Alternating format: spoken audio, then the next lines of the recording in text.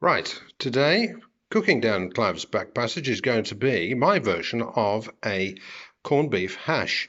Now I know there are many different versions of this, but this is mine, and it's a little bit like a cottage pie.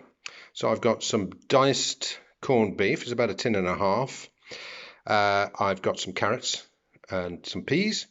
I've got some finely chopped onions, a little bit of chili, garlic, and tomato puree, but it's very little. A touch of stock if I need it, cheese, grated cheddar, and some potatoes that I've parboiled. I'm ready to mash, which will be the topping. So I'll mash that with a little whole milk, a knob of butter, and most of the cheese, but the rest of the cheese will be put on top for browning later. So I'm going to heat a pan with a little bit of olive oil down the back passage. I've got one or two condiments that I'm going to be adding as well as we go. So join me in a minute. Right, now it's rather wet down Clive's back passage today. Nevertheless, here's our pan with just a little olive oil. We don't need much. It's just sufficient to sweat off the onions.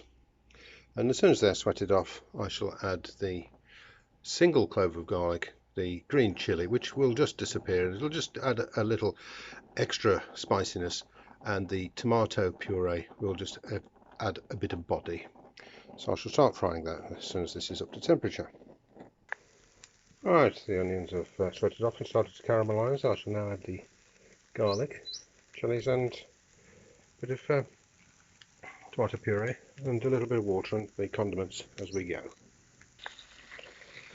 So there we are, I've added the condiments, and it's turned it with the addition of some of the stock into a nice thickish sauce.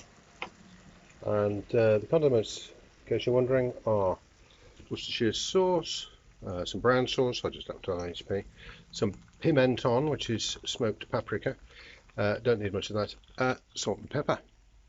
Right, I'm going to chuck in the corned beef, let that cook down a little bit, add the peas and carrots, and we're ready to line the base of the tray. Right, the corned beef's breaking down now. I've had to add a little bit extra stock just to keep it moist and stop it burning, but you can see I've got it on a fairly low heat, and it's all homogenizing nicely, so it will become quite mushy. I don't mind leaving some lumps, but as the peas and the carrots go in, they'll break it up as well. So I'm going to be adding those in a couple of minutes.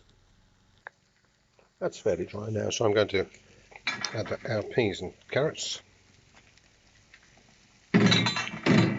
Hope there's enough room in this pan.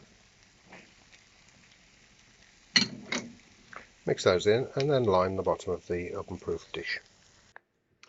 So here we are. I'm going to taste it, just see if it needs any extra seasoning, which it may, in which case it'll be a bit of salt, pepper, perhaps some more brown sauce. It's going to go into this nice big dish. And here's the potato that I've mashed with the little bit of whole milk, knob of butter, and most of the cheese. The rest will just be sprinkled on the top. I quite like to leave the potato a little bit on the lumpy side, not too smooth, it just gives it an extra bit of texture. So I shall put that together and then get it in the oven. It'll go in at 180 for about, I don't know, 25-30 minutes just to brown up and heat through. So come back in a minute. So there we are. I've just put an extra little bit of cheese on the top, sprinkled it with black pepper and a little bit of the pimenton, which, as I say, is a smoked paprika. It gives it a lovely smoky flavour, but it'll also help the colour. So that'll go into the oven. Now, some people I've seen on YouTube, for example, put thin slices of tomato on the top, which is not a bad idea, but I'm not doing that. So this is ready to go into the oven at 180, centigrade, that's a new word, and we'll see what it's like in 25 minutes. And there we are, just fizzing away nicely on the edges and browned off to perfection, ready for serving or packing away and dealing with later. So here we are, my version of corned beef hash.